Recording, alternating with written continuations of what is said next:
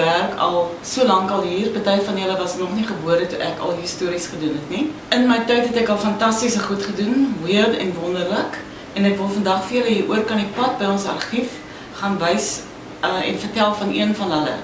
En as 'n lusmakertjie wil ek net vir julle sê, hou julle asem op, dit behels 'n naakte man.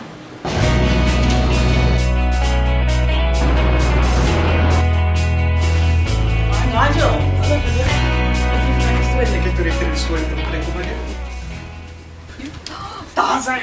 Ek het vir die mense gesê, daar gaan 'n kaal man in die storie wees, en here we are. Dis net hy. Hierdie storie het gebeur in 87 en ons manne agter aan die ander kant die grens was nog in Angola en die ou is gevang en hy is krygsgevangene gehou vir maande en maande en hy is toe vrygestel en huisnood het ingezoom en hom opgelyn om vir ons eksklusief te praat en al wat ek van hom onthou is hoe terribly getraumatiseer hy was.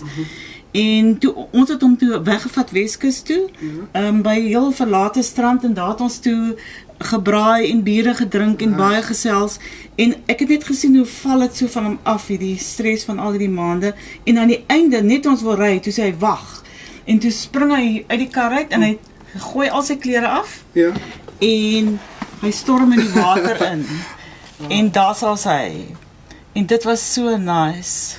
Wynand is bevry van daai 7 wat ook al maande dit was in die tronk in Angola. Daai ou se gesig, ek sal dit nooit vergeet nie.